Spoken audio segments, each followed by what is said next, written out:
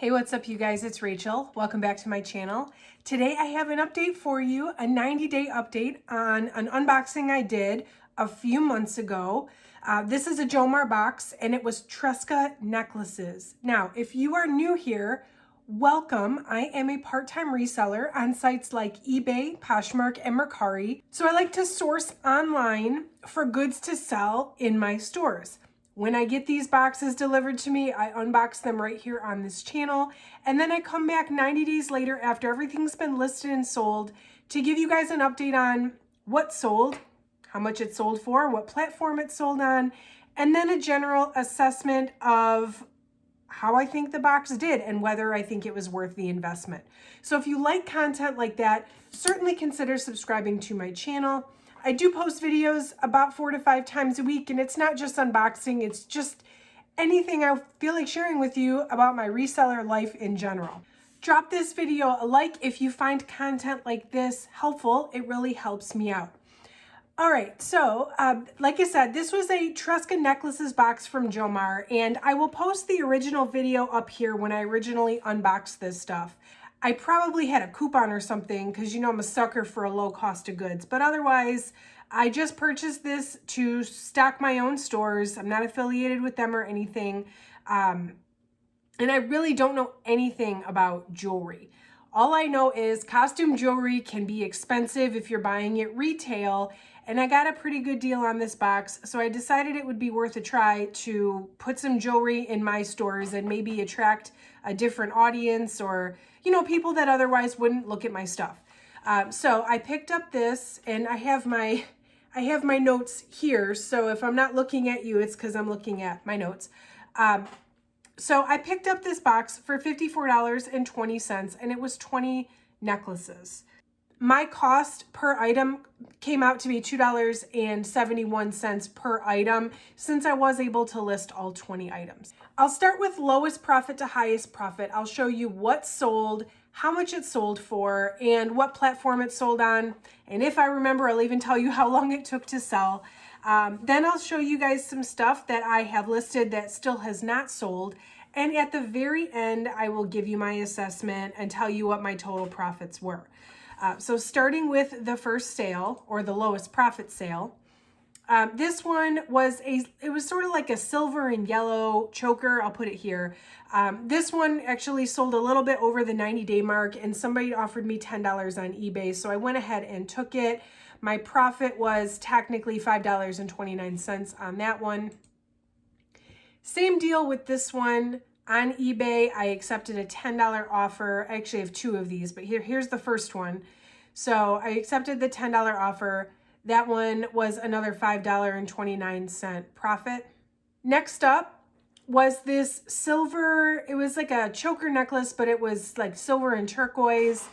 This one sold after the 90 days, like right before I filmed this. And I think I had lowered the price to $14 on Poshmark, and or maybe it was like 16, and I lowered it and I sent an offer to likers. Anyway, with the discounted shipping and everything, my price recorded in my records is $11.54, making my profit on that one $5.88. Then I had this like really long red and turquoise necklace. This one sold for $13 on eBay, my profit being $7.69. This one sold, it looks like Black Friday weekend. So that one was listed a little over 2 months, I would say.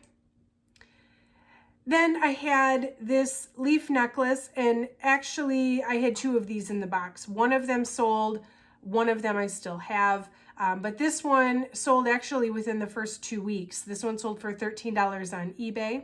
These next two actually sold together in a bundle on Poshmark. So I have the price recorded as equal for both because I just split the bundle into two. So here's the other one of these like wooden coil necklaces with the choker. And that also sold with this long beaded necklace. It sold for a bundle for $28 total on Poshmark, so I had split it. I put my sale price at $14 a piece, my profit being $8.30 each on each one of those. Then another eBay sale that came through just over the 90-day mark was this chunky silver like choker necklace. I almost kept this one for myself, but then I thought, when would I ever wear this? But it sold for $14.39 on eBay, meaning I was probably running a sale and somebody bought it outright, but at my sale price. So that put my profit at $8.80. The next one that sold, and this one actually I think was the very first one to sell. This one was only listed 3 days. It was the one with the cross and the fish. And this one, somebody offered me $15 on eBay. Not knowing much about these pieces, I just decided I was going to take whatever I could get for this stuff. And so somebody offered me $15, even though it was less than my asking price and I had just listed it. I went ahead and took it. My profit was $9.29 on that one. And then I did sell, and this is the biggest outright sale, I would say. This one was the one with the horn, and this one sold a little under 60 days, 2 days shy of 60 days, but I got $20 for it on eBay. So my profit was $13.29. And then the last two also sold on a bundle. These were listed about 9 weeks, and then somebody made me a bundle offer for these two plus one other thing that wasn't in this box. So my profit here is kind of averaged.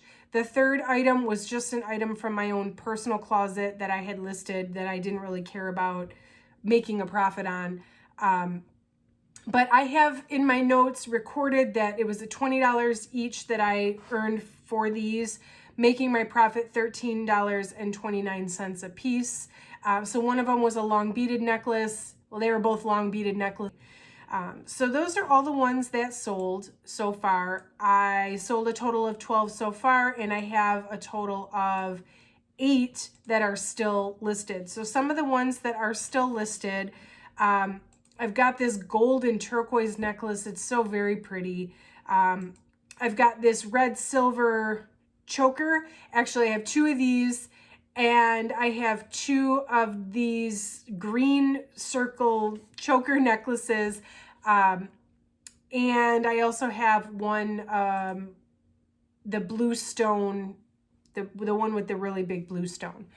So those are still listed. I will say I had priced everything in the $25, $30 range, depending on how big. And some of them did actually have like a retail price on them. So I tried to just, you know, give myself some leeway based on what the retail price was. None of this stuff sold at my asking price. Everything sold with an offer or with a sale. So I do think I priced a little bit high, but generally speaking, for my cost of goods, the ones that I did sell, you know, I still made a decent profit on, I would say. The other thing that's good about these, I would say, is that they're not really like seasonal. There's not a huge seasonality to these. None of these, except for maybe the one with the leaf on it, can I really say, oh, this is a nice fall piece, this is a nice summer piece. They kind of all seemed like they could be worn at any time. So although I still have some left after the 90 days, I'm not really concerned with like having them sit around because of seasonality. So anyway, let me give you my final assessment here. So just to recap, I paid $2.71 per item. My total cost on this box was $54.20. My total profit was $84.80. So my goal with these, I would say for liquidation, I want to at least double my money, somewhere close to triple, meaning I want to make back what I spent on the box plus 2 to 3 times what I spent. So I have doubled my money, not quite triple, and that's still with 8 pieces left to sell. So is it a good box? I think it was a good investment for the learning opportunity and the knowledge I've gained from having to research these pieces and price them and sell them. I am interested to see how these additional 8 pieces do if I do sell them after some time, and how long I'm going to have to sit on them in order for them to sell. But I mean, I don't regret picking it up. I probably wouldn't pick up another one, especially if it was any higher of a cost than this one was. I'm definitely interested to hear if you guys have ever sold costume jewelry, or if that's something you're into finding and picking up. Are there certain brands I should be looking out for? Or do you have any tips for me if I wanted to try to do costume jewelry in the future? What should I really be looking out for? If you've ever ordered this box, I know that they had this box on their site for some time. So if you ended up with one of these, let me know how you did with your Jomar box. Otherwise, that is it for this one. I do hope you will consider subscribing so you can see my future unboxings and my future 90-day updates. I do post reseller content. I'm trying for at least 4 times a week. And for every unboxing I do a 90-day update. So I would certainly love to see you again in a future video. If you found this helpful, please drop me a like. It helps me out a lot.